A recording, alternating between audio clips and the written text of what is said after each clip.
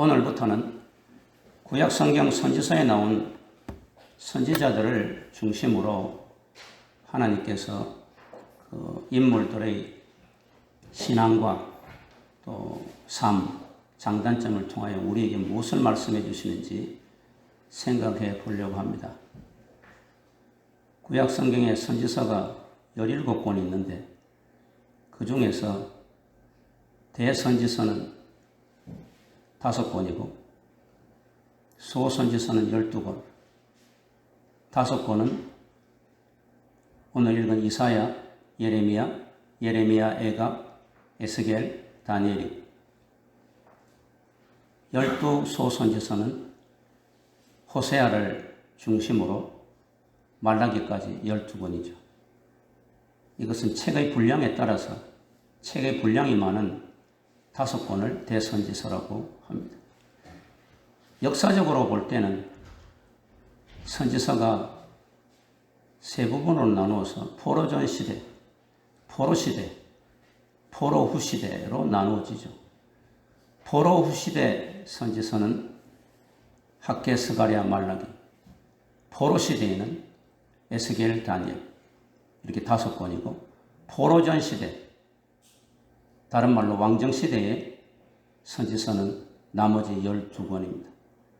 오늘부터 우리가 공부하는 이사야 선지서는 바로 포로전 시대, 왕정 시대의 그런 책이고 또한 이사야 선지자는 바로 그 포로전 시대의 왕정 시대에 활동을 했던 선지자입니다. 이사야는 왕족 출신의 선지자입니다. 오늘 1장 1절에 보면 그는 아모스의 아들이라 그랬는데 전성에 의하면 아모스는 이 우시아의 아버지였던 아마샤, 남유다 왕국의 9대 왕이었던 아마샤와 친형제지간이라 그렇게 말합니다. 그러니까 이 이사야와 우시아는 사촌간입니다. 그래서 이제 아마 이사야는 이 아마샤를 큰아버지 혹은 삼촌이라고 불렀을 것입니다. 그리고 우시아 왕과 이사야는 서로 사촌지간으로 형, 동생 하였을 것입니다. 이런 이사야가 뭐가 아쉬워서 고난과 수치를 당하면서 목숨까지 내어놓고 선지자의 직임을 수행하였을까? 흔히들 우리가 신앙생활 할 때도 어렵고 힘들고 고통 있고 가난하고 천대받고 그럴 때 복음이 잘 들어가지잖아요. 로마에서도 복음이 들어갈 때 노예와 고통당하고 하류층에 복음이 잘 들어갔잖아요. 세상적으로 신분이 높고 돈이 많고 권력이 있는 사람은 복음이 잘 안 들어가죠. 내 힘으로 모든 것을 다 할 수 있을 것 같고 교만 방지하게 되고 내 힘을 믿고 권력을 믿고 내 머리를 믿고 내 주먹을 믿고 내 돈을 믿게 되잖아요. 그래서 상류층에 있는 사람들, 힘이 있는 사람들, 돈 있는 사람들에게는 복음이 잘 안 전해져요.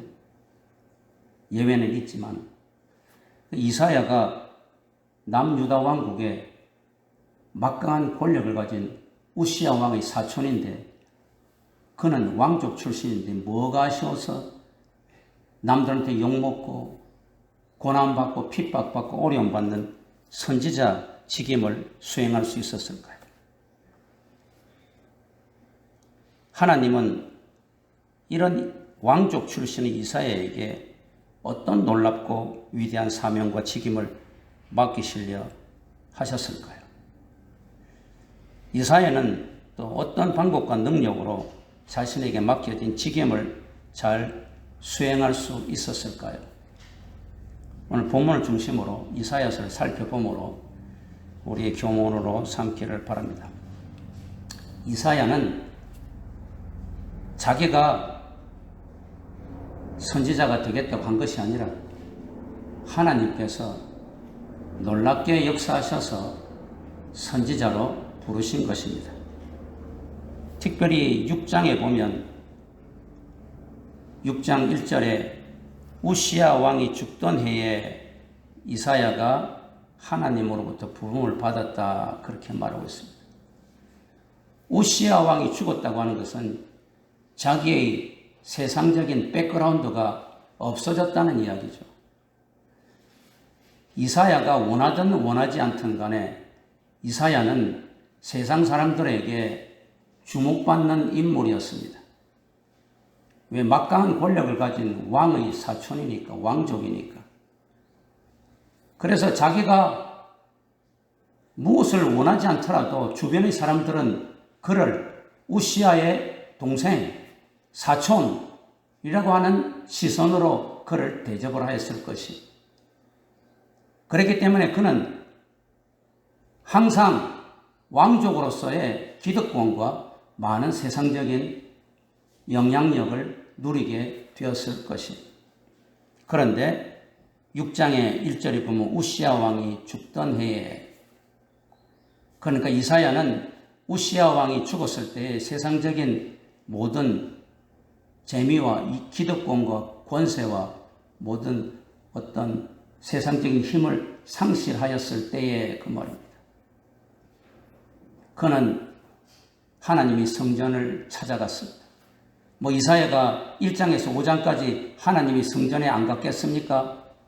그가 하나님 말씀을 전하지 않았겠습니까? 그런데 6장에 이 말이 나오는 것은 6장 1절에 우시야 왕이 죽었을 때 자기가 믿고 바라고 늘 생각하였던 세상적인 어떤 권력이, 세상적인 어떤 힘이, 세상적인 어떤 그 능력이 사라졌을 때에 그가 성전에 가니까 하나님이 보좌에 앉으신 것이 보였습니다. 하나님의 임재를 체험하였죠. 그 하나님의 보좌 옆에 천사가 서 있는데 희한한 천사입니다. 두 발로는 얼굴을 가리고 두 발로는 날고 두 발로는 이렇게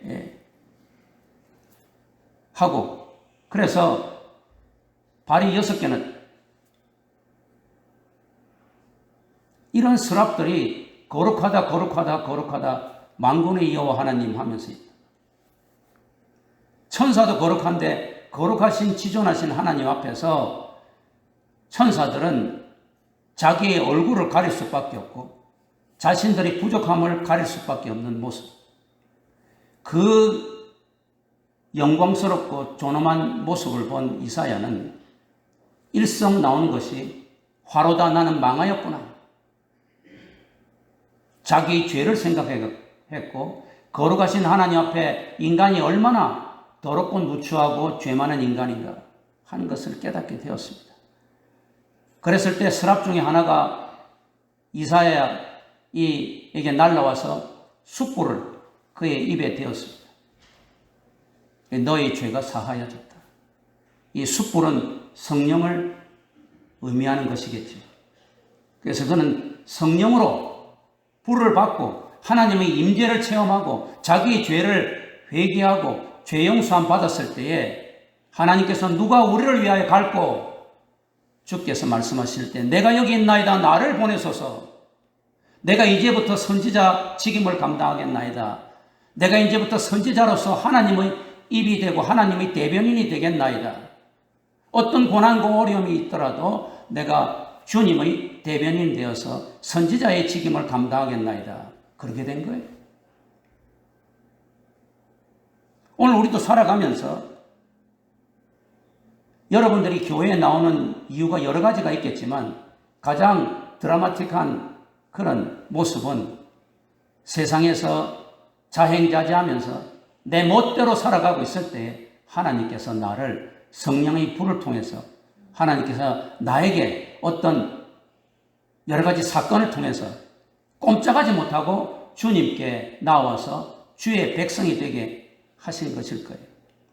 그런 체험이 있어야 정말로 신바람 나는 신앙생활, 또 이런 코로나가 계속되는 이런 가운데에서도 지치지 않고 실망하지 않고 열심히 주님을 섬길 수가 있겠죠.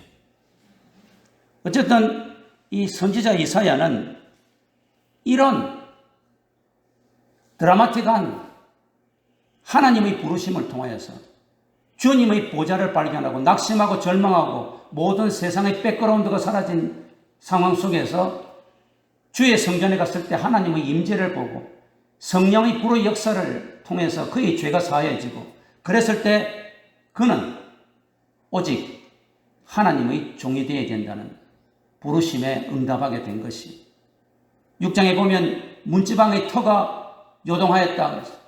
자신의 모든 지금까지의 가치관과 그의 모든 기반과 그의 모든 생활 근거가 다 흔들렸다는 이야기, 왕족으로서 살아갔던 그 모든 기반이 다 흔들렸다는 이야기, 자기가 그동안 배웠던 모든 학식이 다 흔들렸다는 이야기, 이것이 아무 소용이 없다는 것을 알게 된 것이 이 권력도 아무 소용이 없고 왕도 아무 소용이 없고 이 돈도 아무 소용이 없고 거룩하신 하나님, 능력의 하나님, 지존하신 하나님의 임재 앞에 그 어떠한 것도 아무 소용이 없다는 것을 그는 절실히 깨달은 거예요. 그래서 주여 내가 여기 있나이다. 나를 보내소서. 이런 소명감을 갖게 된 것입니다. 그래서 이사야는 한평생 소명감에 불타서 살았습니다. 그는 부름받은 선지자로 60년을 선지자의 사역을 했는데 한결같이 사역을 하였습니다. 여기 보면 이사야 1장에 보면 그는 우시야 왕, 요담 왕, 아하스 왕, 히스기야 왕 4대에 걸쳐서 그가 선지자의 사역을 감당했다고 했는데 더 정확히 말하면 히스기야의 왕의 아들인 므낫세, 가장 악한 왕으로 불리는 므낫세 왕의 통치 초반까지 사역을 하다가 므낫세에게 미움을 받아서 순교를 하게 된 것이죠. 이 이사야는 선지자로서 물질과 권력에 대한 집착이 없이 오직 소명감을 갖고 초지일관 하나님의 계시의 말씀만을 전하였습니다. 어떤 위협과 고난이 닥쳐와도 하나님이 약속하신 남은 자, 이 땅의 그루터기 거룩한 신을 위하여 여호와의 말씀을 담대히 선포하였습니다. 그는 60년이라는 긴 세월을 오직 하나님의 심판과 소망의 메시지를 신실하게 선포하다가 80여세에 순교하였습니다. 이사야의 담대하고 타협을 모르는 이 메시지 선포 때문에 유다의 열왕 중에 최악의 왕으로 불리는 므낫세가 그를 미워하여 톱으로 켜서 죽였다고 전성에 전해지고 있습니다. 히브리서 11장 37절에 많은 믿음의 선진들이 믿음 때문에 고난을 받는데 어떤 사람은 톱으로 켜서 죽임을 당하였다라고 기록을 하고 있는데 그것은 아마 이 이사야 선지자를 염두에 두고 히브리서 저자가 기록하지 않았는가 추정을 하고 있습니다. 그러면 우리가 성령 받고 하나님의 임재를 체험하고 남이 알지 못하는 놀라운 체험을 해서 주여 내가 여기 있나이다 나를 부르소서 하고 소명감을 갖고 사명의식에 불탔다고 해서 오늘 본문에 나오는 이 이사야처럼 자신의 사명을 초지일관 끝까지 변하지 않고 훌륭하게 잘 감당할 수 있을까? 이것은 미지수입니다. 다시 말해서 그 소명감만 가지고는 성령의 불을 받는 것만 가지고는 하나님의 임재의 체험을 얻는 것만 가지고는 끝까지 자신에게 맡겨진 직임과 자신에게 맡겨진 사명감을 잘 감당하기가 부족하다는 이야기. 이사야는 자신에게 맡겨진 이 직임을, 이 선지자의 이 직임과 사명을 어떻게 잘 감당할 수가 있었는가? 그 방법과 대책이 무엇인가? 오늘 이사야는 오늘 본문 읽은 이사야 50장 4절에서 11절에서 그 방법과 대책을 잘 말씀해 주고 있습니다. 이사야가 어떻게 60년 동안 초지일관 4대 왕에 걸쳐서 아니 정확하게 5대 왕에 걸쳐서 하나님 말씀을 담대하게 끝까지 변함없이 잘 할 수가 있었나? 자신에게 맡겨진 그 소명관과 사명의식을 변함없이 끝까지 잘할 수가 있었는가? 이사야는 오늘 읽은 50장 4절 11절에 있는 말씀을 통하여서 나는 이렇게 나의 불타는 소명감, 성령 받은 것, 하나님의 임재를 체험한 것, 놀라운 하나님의 부르심을 이렇게 신실하게 수행할 수 있었다라고 고백을 하고 있습니다.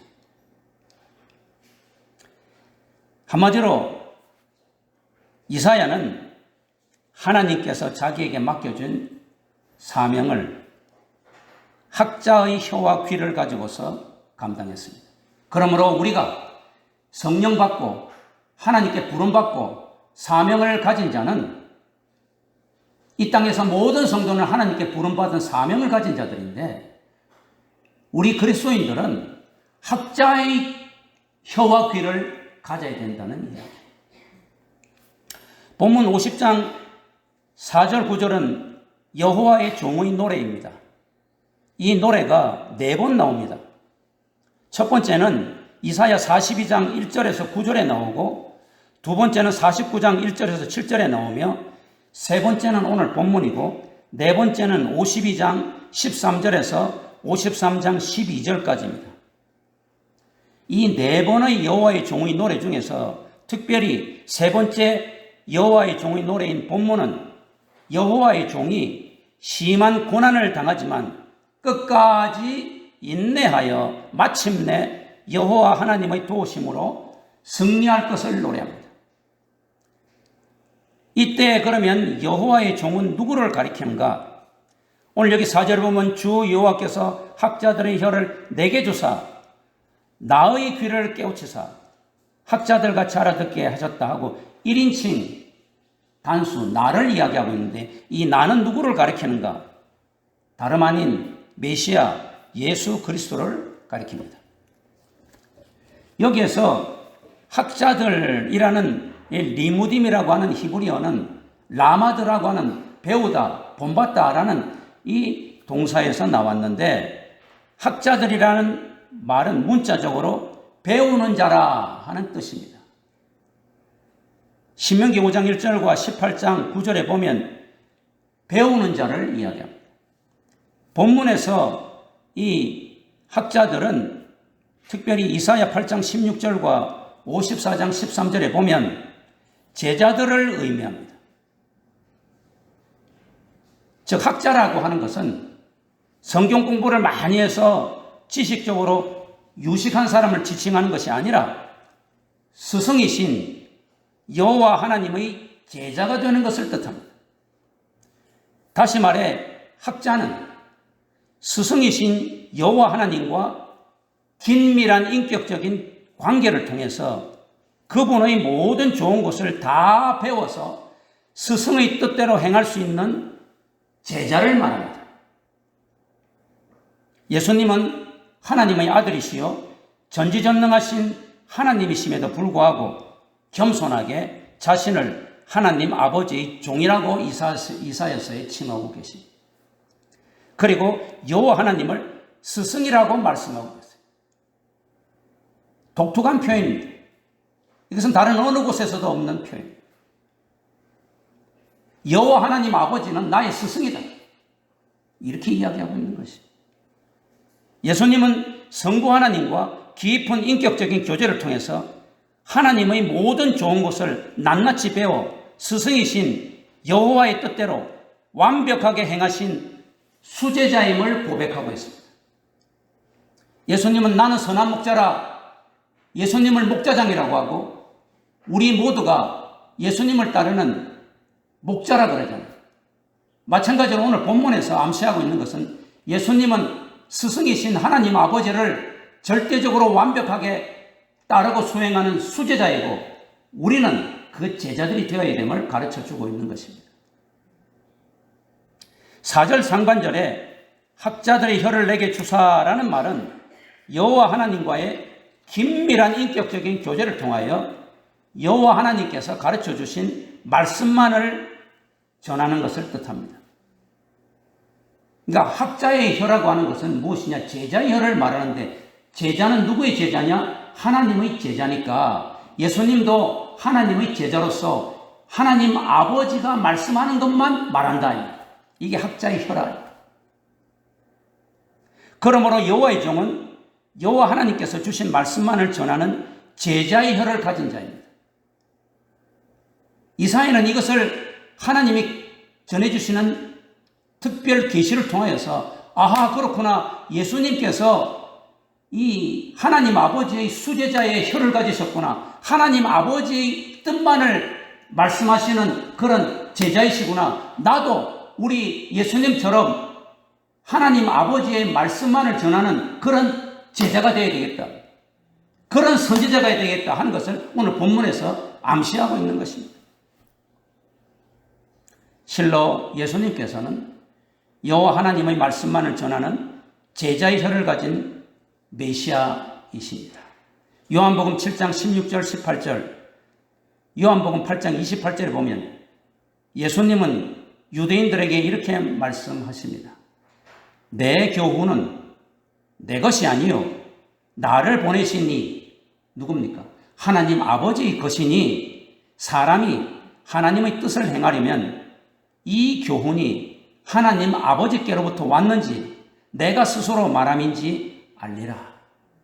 스스로 말하는 자는 자기 영광만 구하되 보내시니 하나님 아버지의 영광을 구하는 자는 참되니 그 속에 불의가 없느니라.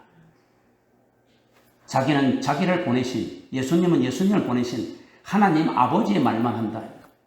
그러면 나는 하나님 아버지의 영광만을 구하는 것이지 내 영광을 구하는 것이 아니다. 오늘 여기서도 이사야는 예수님께서 요한복음의 7장에 말하는 800년 전에 예수님은 여호와의 종으로서, 예수님은 학자의 혈을 가졌다, 다시 말해서 하나님 아버지 스승이신 하나님 아버지 수제자로서 그는 하나님 아버지의 말씀만을 하신다. 나 이사야도 하나님 아버지의 말씀만을 하고 싶은 제자의 혈을 갖고 싶다, 그 이야기예요. 4절 하반절에서 5절에 보면 나의 귀를 깨우치사 나의 귀를 여셨으므로 라는 말은 여호와 하나님과의 깊은 관계를 통해서 여호와 하나님의 말씀을 바로 듣고 정확하게 깨달아서 그대로 순종하며 하나님의 말씀을 백성들에게 올바르게 가르치는 것을 뜻합니다. 그러므로 학자의 귀는 순종의 귀를 말합니다. 예수님은 순종의 귀를 가지셨습니다. 하나님 아버지의 뜻이면 내가 십자가도 지고, 하나님 아버지의 뜻이면 조롱당하고 놀림당하고 가시면류관 쓰고 채찍도 받을 것이다. 학자의 귀를 달라 이 말은 죄자의 귀를 달라는 말인데, 하나님 스승이신 제자의 귀는 순종의 귀를 말합니다.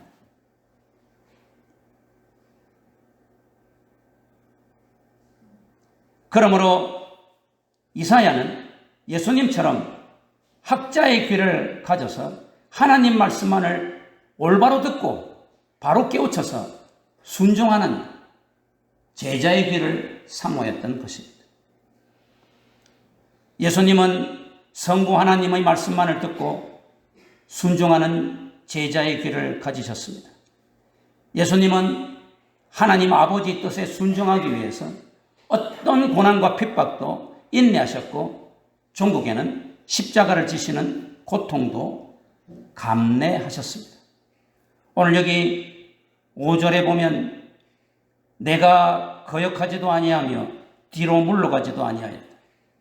예수님께서는 이 엄청난 십자가의 이 고난과 이 사역을 도망가지도 않고 물러가지도 않고 거역하지도 아니하고 오직 학자의 귀를 가지고, 스승이신 하나님 아버지의 제자의 귀를 가지고, 순종의 귀를 가지고 바로 깨닫고 바로 알아들어서 그대로 나는 실천하였다는 것을 이야기합니다. 6절에는 더 구체적으로 말합니다. 나를 때리는 자들에게 내 등을 맡기며 나의 수염을 뽑는 자들에게 나의 뺨을 맡기며 모욕과 침뱉음을 당하여도 내 얼굴을 가리지 아니하였느니라. 십자가를 지기 전에 당하는 고난을 암시하고 있습니다. 나는 이런 고난과 어려움을 당할지라도 스승이신 나의 하나님 아버지의 뜻을, 그 말씀을 그대로 순종하리라.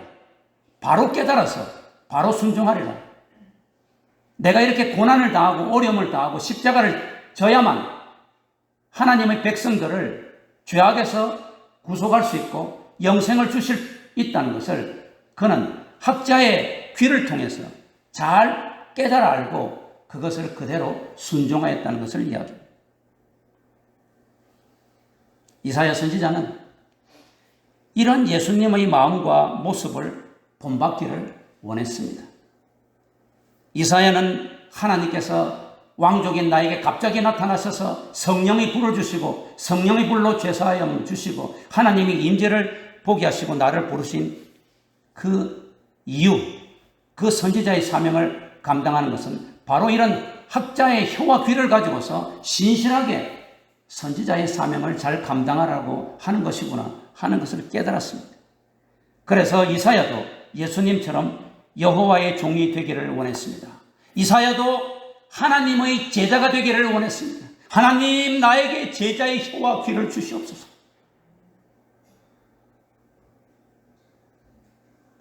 그래서 이사야는 학자의 혀와 귀를 사모하였던 것입니다. 그는 여호와 하나님께 예수님처럼 학자의 혀와 귀를 달라고 간절히 기도하였을 것입니다. 그런데 여기 계속 보면 학자의 혀와 귀를 가지려고 하면 공통적인 것이 하나님 아버지와 긴밀한 교제, 하나님 아버지와 깊은 관계를 가져야만 하나님께서 학자의 혀와 귀를 주신다는 것을 이야기하고 있습니다. 오늘 여기 보면 말씀한 4절에 보면 아침마다 깨우치시되 나의 귀를 깨우치셨다. 아침마다 예수님은 하나님과 깊은 교제를 했습니다. 예수님은 하나님의 아들이시고 전지전능하신 분이고 능력의 주님이시기 때문에 그렇게 기도 안 하셔도 될 것 같은데 제자들보다도 훨씬 뛰어나게, 우리들보다도 훨씬 뛰어나게 그는 새벽에 날마다 기도하셨습니다.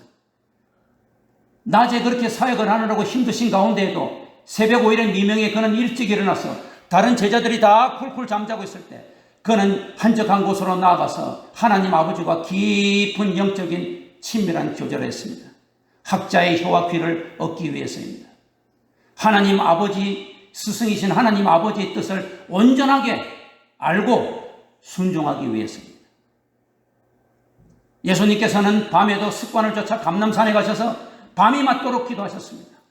예수님께서는 12 제자를 뽑으시기 전에도 산에 가서 기도하셨고 예수님께서는 고난과 어려움이 있을 때마다 산에 가서 기도하시면서 새벽에 기도한 것은 물론이고 밤중에 기도하시고 날마다 변화산상에서 기도하시고 깊은 하나님과의 교제를 통하여서 스승이신 하나님 아버지의 뜻을 올바로 깨닫고 오직 하나님 아버지의 말씀만을 바로 전하고 바로 순종하기를 바랐습니다.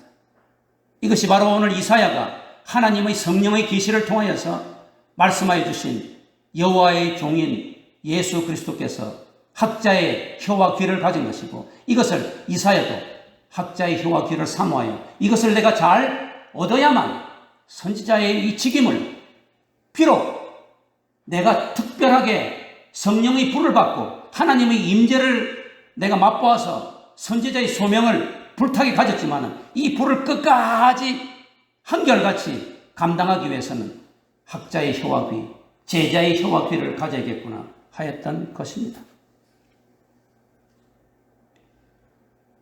마침내 이사야는 여호와 하나님과의 깊은 인격적인 교제를 통해서 예수님이 가지신 학자의 혀와 귀를 받았을 것입니다. 그 증거는 이사야가 여호와의 종으로서 60년간이나 죄악과 우상숭배로 패역한 유다 백성에게 하나님의 말씀만을 바로 전파하였다는 점입니다. 이사야는 왕족이라서 그런지 교육을 잘 받아서 그런지 히브리어에 탁월한 자입니다. 이사야서에 나오는 여러 가지 그 단어나 어휘나 표현은 비유법과 또한 여러 가지 그 탁월한 그 언어 구사가 문학적으로 뛰어납니다. 저의 구약 스승이신 닥터 벤겔메른이 이 이사야서를 전공했는데 이사야서에 대한 이 칭찬은 침이 마를 정도입니다. 또한 이 이사야는 단순하게 말만 전하는 선지자가 아니라 글로써 남긴 최초의 선지자입니다. 이사야 선지자는 말씀 전파 때문에 당하는 고난과 핍박을 순종하였고 인내하여서 마침내 순교하였습니다. 그는 60년간 학자의 효화기를 가지고서 오직 하나님의 말씀만을 바로 전하였고 또한 그로 인하여서 특별히 이 므낫세 왕이 아주 싫어해가지고 이 이사야를 톱으로 켜서 죽였다 하고 전승에 전해집니다. 더 나아가서 학자와 학자의 효화기를 가진 이사야는 당시 유대 백성 그 누구도 알지 못하는 예수 그리스도의 구원사역의 비전을 예언하고 전파하였다는 점입니다. 이런 모습을 통해서 이사야는 분명히 예수님이 가지신 학자의 혀와 귀를 가졌음이 분명합니다. 역사상 이사야 선지자만큼 자기 시대를 크게 좌우하였던 인물은 별로 없었습니다. 학자의 혀와 귀를 가진 예수 그리스도의 제자 이사야 선지자는 BC 800년경에 벌써 예수 그리스도의 영광을 내다보고 예수 그리스도께서 이 땅에 오셔서 하나님의 백성들을 구원할 것이라는 복음의 메시지를 전하고 있습니다. 하나님으로부터 학자의 혀와 귀를 갖지 않으면 도저히 감당할 수 없는 메시지입니다. 이사야는 메시아로서의 예수 그리스도의 구속사역을 이사야서에서 예언하고 있습니다. 구원이 하나님의 은혜로 말미암아 이루어졌다. 이 구약시대에는 율법이 판을 치고 있었는데 모세의 율법을 통하여서 율법을 잘 행하야지만 참으로 구원받는다고 하는 그런 사상이 팽배한 이때에 이사야는 아니다. 하나님의 은혜로 이 하나님의 은혜는 장차 오실 메시아 예수 그리스도 이 십자가의 은혜로 우리는 구원받는다 하는 사실을 이사야서에서 기록함으로 그를 복음적 선지자, 에반젤리컬 프로핏, 복음의 선지자, 복음적 선지자라 그렇게 부릅니다. 그래서 우리는 이사야서를 작은 성경이라 부릅니다. 성경은 구약 39권, 신약 27권, 총 66권인데 이사야서 역시 총 66장으로 이루어졌습니다. 그래서 이사야서 전반부 1장에서 39장은 구약 성경 39권처럼 하나님의 심판과 공의를 강조합니다. 또한 이사야서 후반부 40장에서 60장은 신약이 하나님의 긍휼과 십자가의 구원의 은혜를 강조하듯이 이사야의 후반부는 하나님의 긍휼과 하나님의 은혜가 이스라엘 백성들에게 회복을 주실 뿐 아니라 마침내 예수의 종 되신 여호와의 종 되신 예수 그리스도를 통해서 구원을 이룰 것이다 하는 것을 전무후무하게 예언하고 있습니다. 이사야 1장 39장에서 이사야는 당시 유다 사회의 부도덕과 우상 숭배를 지적하며 하나님의 심판과 백성들이 당할 고난을 경고하였고 40장에서 66장에서는 그럼에도 불구하고 심판 너머에 있는 소망과 위로의 메시지를 전파하고 있습니다. 그러나 이 위로의 메시지는 단순한 유다 땅과 예루살렘에 머무르는 것이 아니라 영원한 거룩한 성 새 예루살렘을 내다보며 예수 그리스도를 통한 온 인류의 구원의 회복을 내다보고 있는 것입니다. 이사야 39장 6절 7절에 보면 유다 땅은 황무하고 성읍은 불타고 모든 소유를 빼앗기고 바벨론의 포로가 될 것이지만 심판과 징벌이 끝난 후에는 회복이 있을 것을 1차적으로 예언합니다. 그러나 2차적으로는 보면 단순한 이스라엘 회복뿐 아니라 메시아 왕국이 도래할 것을 예언하고 있습니다. 그리고 그 모든 일들은 오직 예수 그리스도를 통해서 이루어질 것임을 예언하고 있습니다. 이사야는 선포합니다. 7장 14절에 보면 예수는 동정녀 마리아의 몸에서 태어날 것이다. 그의 이름은 임마누엘이라. 놀라운 이야기 아닙니까? 예수님이 오시기 800년 전에 이런 이야기를 이사야가 선언한 것입니다. 9장 6절에 보면 예수는 정사를 메었고 이름은 기묘자며 모사라 평강의 왕이라. 이렇게 예언을 합니다. 11장 1절과 10절에 보면 이새의 줄기에서, 이새가 누굽니까? 다윗의 아버지잖아요. 이새의 줄기에서 한 싹이 나고 또 이새의 뿌리에서 한 싹이 나오는데 그것이 바로 예수 그리스도다. 그렇게 말하고 있습니다. 이사야는 특별히 35장에서는 예수께서 구원하신 신약시대의 영광을 노래하고 우리가 잘 아는 고난주간마다 늘 고백하는 53장에는 보면 십자가에서 주님이 어떻게 고난당하시고 죽으실 것인가, 또한 부활의 어떤 영광이 있을 것인가를 53장에서 아주 구체적으로 이야기하고 있지 않습니까? 이렇게 이사야는 학자의 혀와 귀를 소지하여서 하나님께서 그에게 주셨던 소명감을 불타게 가졌던 것을 끝까지 견지하면서 평안하고 안락한 삶보다는 하나님께 부름받은 소명자로서 이스라엘의 회복뿐 아니라 예수 그리스도의 구원의 은혜의 복음을 유대 땅뿐 아니라 온 천지에 전하고 예언하는 데에 80평생을 보낸 위대한 선지자였습니다. 말씀을 맺습니다. 사랑하는 성도 여러분, 제가 오늘 간략하게 이사야 선지자의 생애와 그의 사역의 내용과 어떻게 해서 그가 사역을 이렇게 잘할 수 있었는가를 말씀했는데, 이런 것을 통해서 우리에게 이 땅에 살아갈 때 진정 필요한 것이 무엇이라고 생각하십니까? 코로나가 지금 델타 변이를 일으켜서 계속해서 확산되어가는 이런 상황에서 영국은 이제 백신을 거의 많이 맞아서 코로나하고는 상관이 없을 것 같았는데 다시 또 델타 변이로 인해서 많은 확진자가 백신 맞은 사람들에게 확산되어 가고 있다고 하면서 온 세상이 다시 또 이 코로나의 이런 공포에 무서워하고 있습니다. 오늘 이렇게 불확실한 이런 세대에 우리가 살고 있으면서 하나님께서 이사야를 통해서 우리에게 무엇을 가르쳐 준다고 생각하십니까? 우리는 이사야처럼 하나님께 부름을 받아야 됩니다. 하나님이 나를 부르셨다는 특별한 이 성령의 불을 체험해야 됩니다.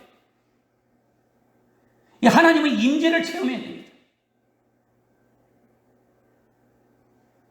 이것은 이사야처럼 직접적으로 체험할 수도 있고, 하나님 말씀을 설교를 듣는 중에 체험할 수도 있고, 기도하는 중에 체험할 수도 있고, 또한 말로 다룰 수 없는 어려운 사건을 통해서도 체험할 수가 있습니다.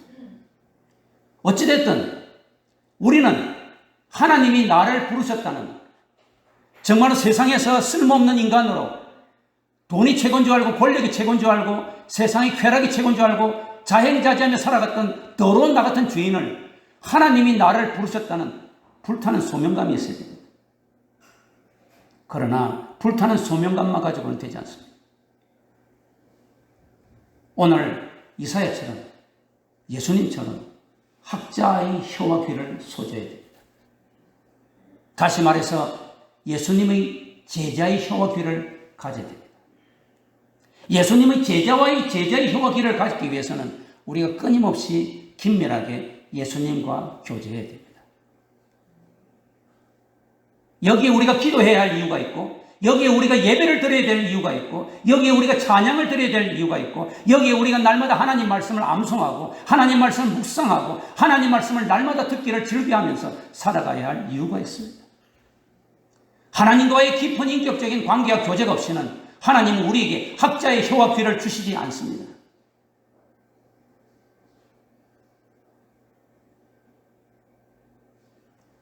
우리는 하나님으로부터 학자의 혀와 귀를 가져야 이 땅에서 정말 하나님이 기뻐하시고 원하시는 후회 없는 그런 소명받은 자로서의 삶을 살 수가 있는 것입니다. 이사야가 왕족이면서도 자기의 모든 권력과 부와 이런 상류층의 모든 기득권을 다 과감히 포기할 수 있었던 것은 하나님의 임재를 보았기 때문입니다. 성령의 불을 체험하였기 때문입니다. 그러나 이사야는 깨달았습니다. 그것만으로는 되지 않습니다. 주님과의 더욱 깊은 교제를 통해서 제자의 혀와 귀를 가져야 됩니다.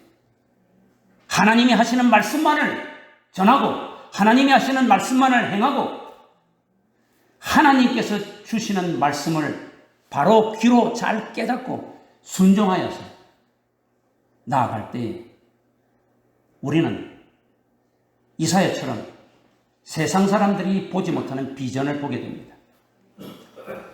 비전의 사람은 다른 사람이 보지 못하는 것을 보고 사는 사람입니다.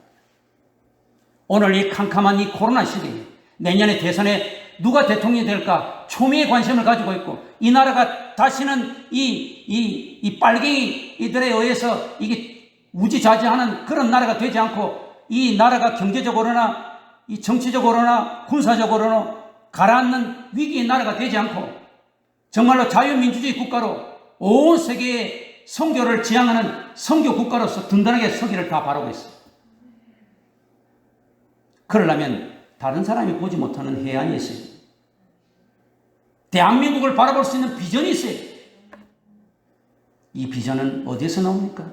하나님이 주시오.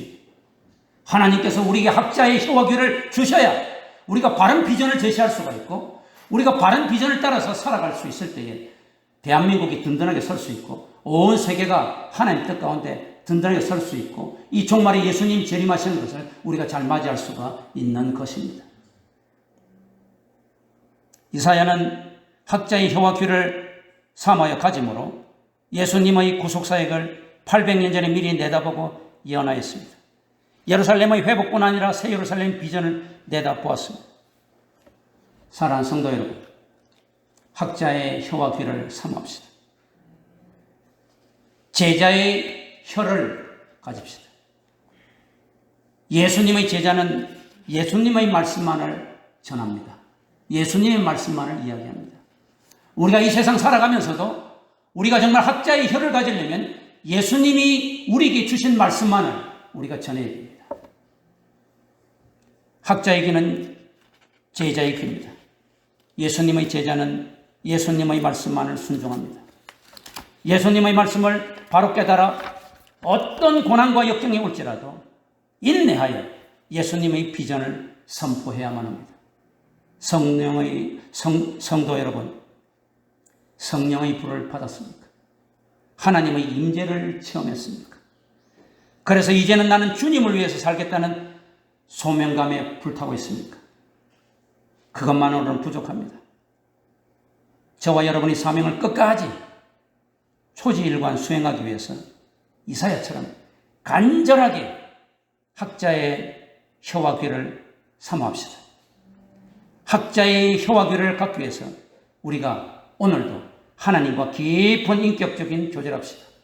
예수님의 본을 쫓아서 새벽 오히려 미명에 주님과 깊이 교제하고, 밤중에 깨어서 하나님과 깊이 교제하고, 산에 가서 하나님과 기도하고, 산에 가지 못하는 상황이면 나의 골방에서라도 기도하고,